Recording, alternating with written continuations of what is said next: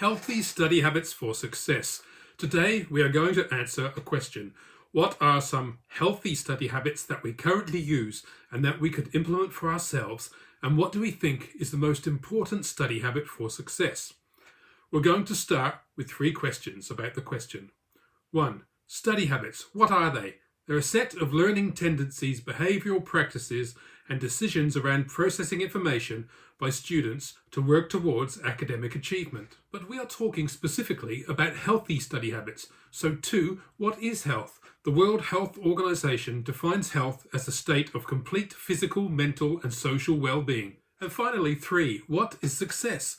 There is no one-size-fits-all definition. An analysis of a 2021 study concluded that while there were 32 different factors relating to whether students identified as successful, success was unique and personal to each student, marked by their ability to grow throughout their time at college. So let's pull all this together. Healthy study habits for success are activities which contribute to effective processing of information during academic achievement while working towards a personal feeling of growth and success and maintaining positive mental, physical and social well-being. Several studies have confirmed that there are some methods of study which students perceive as effective, but in fact are suboptimal strategies for learning.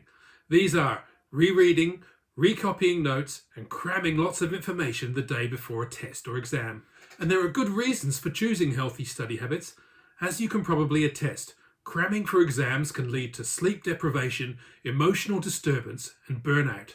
We know that some methods are better than others, and using efficient methods of learning will have a positive influence on students' lives. So, 3 examples of healthy study habits from Gingrich and Lineweaver in 2010 are: don't memorize, study a little, a lot, and start early. It's never too late to avoid falling behind.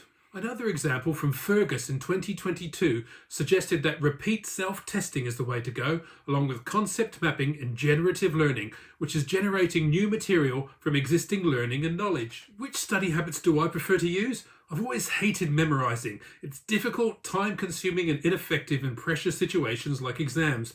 But I do like concept mapping, as I find diagrams easier to recall than text. I also like generative learning, and the way that I use it is to generate conversations and apply the concepts learned in my daily life.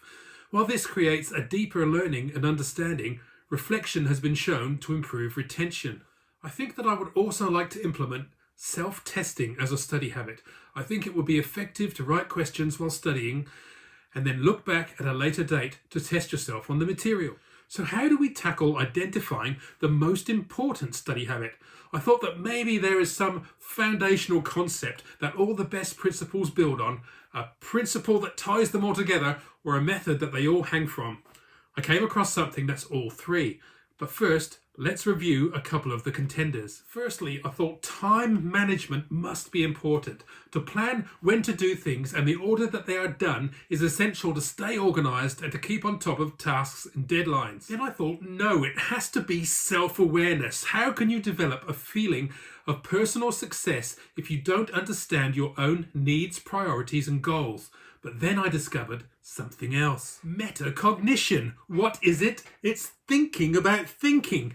I've come across a similar term before in meta-emotion, which is feeling about feeling. I'm angry that I'm angry. This perspective enables a person to better understand their emotions by being aware of the accuracy of their abilities to understand emotion. Metacognition enables a student to learn about learning in order to gain mastery over the process of learning. Students engaged in metacognition become self-directed learners. Understanding and making decisions about what study habits work for you is a metacognitive strategy for learning. An example of a metacognitive technique is summarizing using critical thinking. Now, critically assessing a text requires that the student understand the material, and understanding is a key outcome of learning.